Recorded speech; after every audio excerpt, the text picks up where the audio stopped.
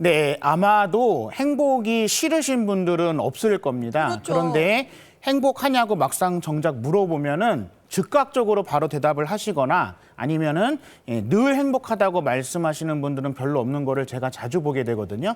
네, 그래서 이제 그런 분들에게 이제 제가 드리고 싶은 말씀은 지금 내가 가지고 있는 것에 만족하고 지금 내가 가지고 있는 것에 행복하다라고 느끼지 못한다면 무엇을 얼마나 갖다 준다고 하더라도 행복을 느낄 수 없다라는 이야기를 자주 해드립니다. 그래서 우리가 사전에서는 생활에서 충분한 만족과 기쁨을 느끼는 상태가 행복이라고 이야기를 하는데 본인들이 생각하는 것과 사전적인 정의가 다르지 않음에도 불구하고 왜 행복한 것을 느끼지 못하는지가 되게 속상하긴 합니다. 그래서 그 행복하지 않다는 사람들이 왜 많은가에 대해서 제가 MC님께 한번 질문을 왜 그럴까요? 네, 사실 행복이 주관적 개념이고 나 스스로 어떻게 느끼느냐에 달려 있는데 자꾸 남하고 비교를 한다거나 예. 아니면 절대치의 저 높은 곳을 향해서 달려가고 있기 때문에 행복하다고 못 느끼는 거 맞아요. 아닐까요? 상대적인 거이지 않을까 생각이 들어요. 네, 네, 예, 맞습니다. 예. 그 많은 분들에게 그 대답해 주신 것처럼 가지고 있는 것이 지금 충분히 있음에도 불구하고 내가 더 가지지 못했기 때문에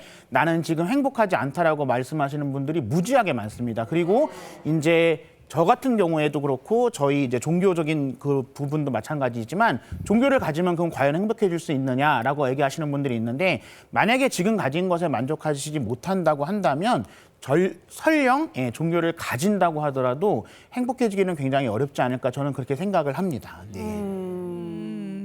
그렇군요. 네. 그래서 이제 우리가 살아가는 데 있어서 행복감을 느끼기 위해서 여러 가지 필요한 것들이 있는데 그 여러 가지 필요한 것들 중에 하나가 뭐냐면은 지금 가지고 있는 것에 충분히 감사하다는 마음을 가지셔야 된다. 그것이 무엇보다 중요하고 행복하다. 여기 나와 있는 것처럼. 그래서 감사하고 만족하는 감정을 조금 가지실 필요가 있지 않나라고 생각을 합니다. 그래서 네.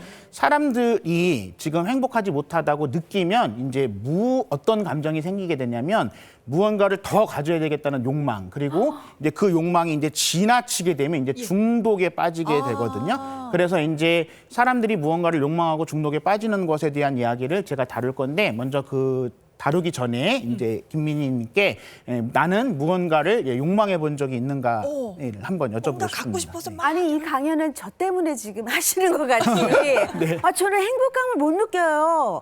저는 그래서 늘 연습하고 늘 배우고 일본어 배우고 영어 배우고 요리 배우고 춤 배우고 춤도 어떡하죠 이 욕망을요? 예 그리고 사실 그런 거 배워봐야 돈은 안 되는데. 그래요.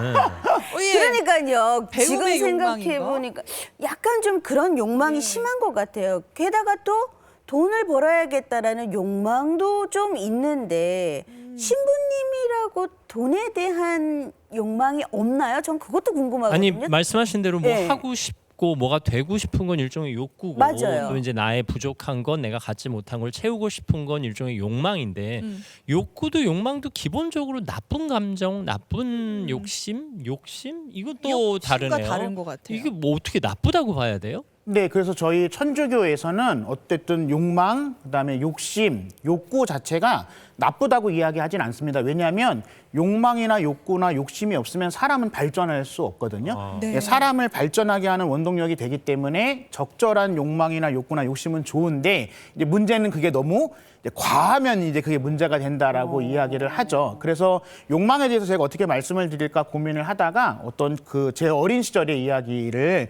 함께 나누고자 하는데 저는 이제 어렸을 때에 저에게는 어떤 큰 산 아니면 뭐 짐 또는 이제 십자가와 같은 분이 있었는데 그게 누구냐면 이제 저희 아버지십니다. 그래서 저희 아버지는 이제 한마디로 말씀드리면 무지하게 불친절하신 분입니다. 그래서 설명을 하거나 양해를 구하거나 동의를 구하는 스타일이 아니시고 그냥 본인이 하고 싶으신 것을 무조건 하라고 이야기를 하고요. 그거를 왜 해야 되는가 그리고 그걸 어떻게 해야 되는가를 물으면 오히려 설명해 주기보다는 화를 내시고 그다음에 이제 심한 경우에는 이제 체벌을 하시는 분이었습니다. 그래서 제가 어릴 때 가졌던 욕망은 뭐냐면 아버지를 뛰어넘는 사람이 되어야 되겠다. 그래서 아버지를 뛰어넘는 사람이 돼서 나한테 안 좋은 소리를 못하는 사람이 되어야 되겠다라는 게 저의 유일한 목표였습니다. 그러니까 네. 욕망 욕구가 신부님을 성장하게 만드는 네, 그런 네, 네, 계기가 네. 사실 이제 어린 시절에 느끼셨던 아버님을 그대로 묘사하셨지만 조금 바꿔 말하면 엄격하고 자기 주장이 강하고 네, 네. 뭔가 가르치려 하고 훈계하려 네, 네, 하고 분노 조절 장애도 좀 있으시고 그렇죠, 네. 뭐 사실 많은 아버지들이 네, 네, 그런 네, 삶을 네, 살던 많이 시절이죠. 그러시죠. 네네. 그 보편적인 아버지들의 모습이기도 했지만 어쨌든 저희 아버지는 조금 더 이제 과한 부분이 좀 있었습니다. 그래서 아버지를 이겨야 되겠다, 아버지를 넘어서야 되겠다라는 욕망이 늘 저에게 내가 잘 돼서 아버지가 아무 말 못하게 해야 그렇죠. 되겠다. 예, 예. 나에게 간섭하지 못하게 해야 되겠다라는 게 있었는데 근데 놀랍게도 제가 이 욕망이 계속 사라져피면 사라져필수록 아버지의 안 좋은 모습을 넘어서야 되는 생각을 했는데 아버지랑 점점 닮아가는 게 네, 네. 사람이 다 어떡해요? 그래요. 예. 안 닮고 싶은 거 꼭 닮고. 네. 예. 그래서 이제 제가 그 전에는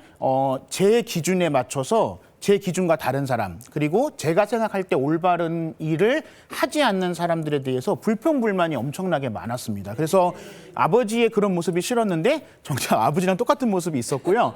그리고 이제 무엇보다도 제가 이제 아버지한테는 많은 사랑을 받지 못했기 때문에 사람들한테 사랑받는 사람이 돼야 되겠다. 그리고 사람들한테 지적질 받는 사람이 되지 않아야 되겠다라는 마음으로 오히려 저를 더 옥죄는 사람. 그러니까 나는 늘 모범적이어야 되고 손가락질 받아야 되지 않아야 맞아, 되고 맞아. 올바라야 된다라는 그런 마음이 늘 저에게 있었습니다. 그래서 한마디로 말씀드리면 한치의 흐트러짐이 없는 사람이 되어야 되겠다라는 것 때문에 저를 늘 끊임없이 채찍질을 했고 그것 때문에 제가 스트레스를 많이 받았었습니다. 이게 욕구가 긍정적인 방향으로 내 삶을 이끌어갈 수도 있지만 신부님 같은 경우는 약간 그릇된 방향으로 그렇죠. 스트레스 네.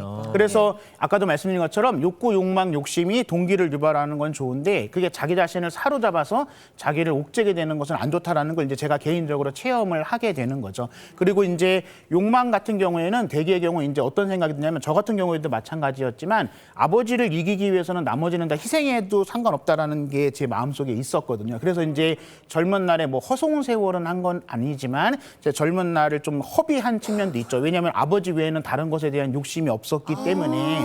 네네. 그래서 인간의 욕심이나 욕망은 끝이 없지만 내가 지금 가진 것 이상을 탐을 내게 되면 행복할 수는 없다. 그래서 저는 그때 행복하진 않았거든요. 그러니까 상황이나 조건이 행복하진 않은데 저 스스로 그걸 행복하지 않다라고 여겼었고 그렇기 때문에 본인이 스스로 행복하지 않다고 생각하는 사람을 좋아해 주는 사람은 없습니다. 근데 저 같은 경우에도 남들이 나를 좋아해 주지 않아도 내가 지적질 받는 사람만 아니라면 나는 상관없다라는 생각을 많이 하긴 했었었죠. 네. 그럼 과거에 신부님이 그런 욕망 그런 거에 대해서 사로잡혔잖아요. 근데 이제는 그래도 많이 극복을 하신 네, 네, 거실 네, 네. 텐데 그러면 신부님 자체는 사실 사람이 끝없는 욕망이 올 수밖에 없는데 어떻게 조절을 하세요 지금은? 신부님인데 잘하시겠지.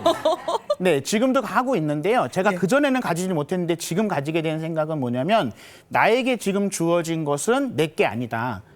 그냥 나는 잠시 가지고 있는 것일 뿐인 거고 그리고 전적으로 나를 위해 쓰는 게 아니라 다른 사람을 위해서 쓰라고 많은 분들이 나에게 준 거다. 그래서 그러니까 내게 소유권은 없고 사용권만 그렇죠. 있다. 예. 제가 이제 그래서 그전에는 내 노력으로 내가 모든 것을 가졌다고 생각을 했는데 지금은 그렇지 않고 내 노력보다 훨씬 더 많은 분들이 알게 모르게 나를 도와주고 나와 함께 해주기 때문에 내가 가지고 있는 것이 있다. 그렇기 때문에 내 것이 아니기 때문에 나만을 위해서 쓰거나 내가 좋은 걸 하기 위해서 쓰는 것이 아니라 다른 사람을 위해서 써야 된다라고 생각을 하고 있고요. 그리고 뭐 당연한 얘기지만 다른 사람을 위해서 써야 된다라는 마음을 가진 사람이 더 많이 가질 수 있는 거지 나만을 위해서 쓰겠다라고 하는 사람을 도와주거나 그 사람에게 무언가를 나눠주는 사람은 거의 없다고 봐야죠. 어떻게 보면 신부님은 그렇게 사시는 것이 당연하게 느껴지기도 하는데 우리도 그렇게 살아요, 그러면?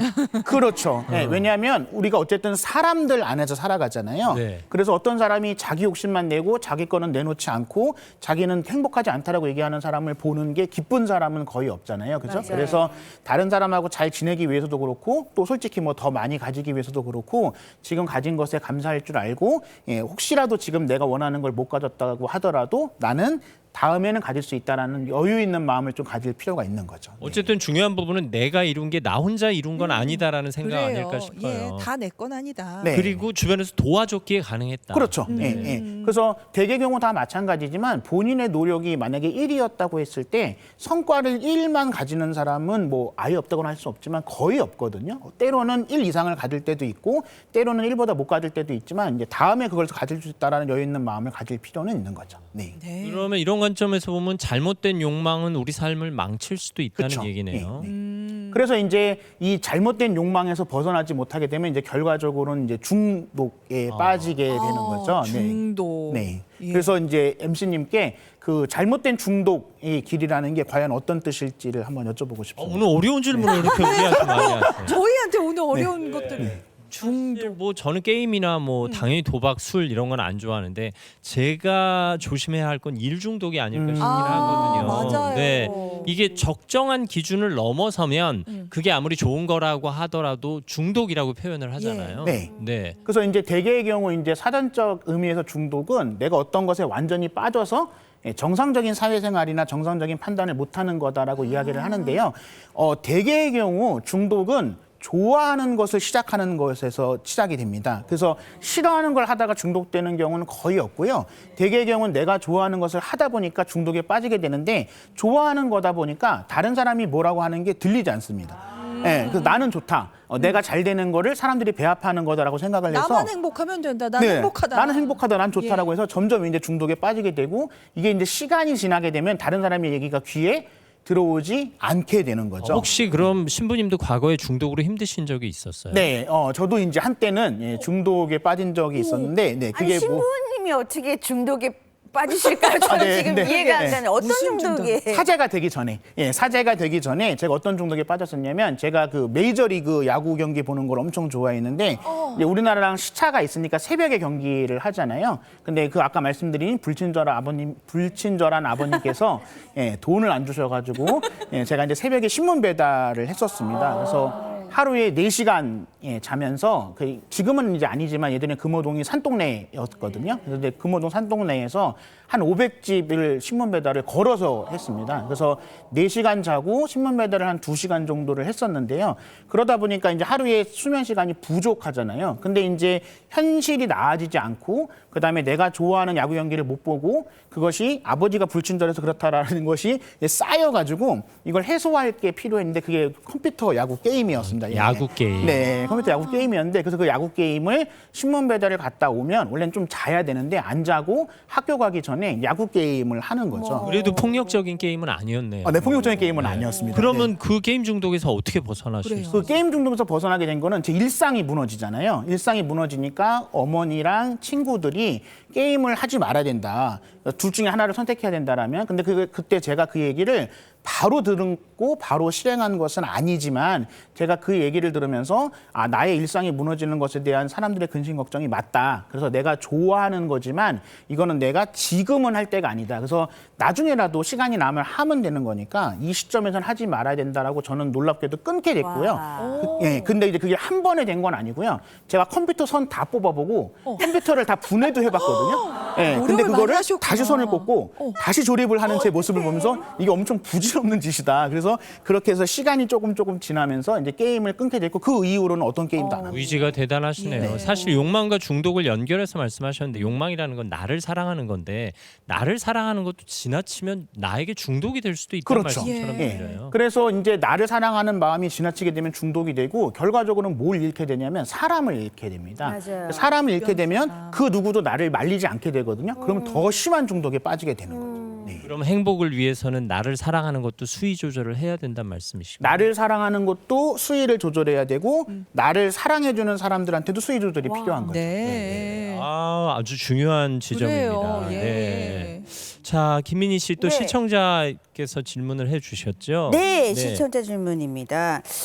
방송이나 너튜브에서 신부님이 하시는 말씀을 많이 듣고 있습니다.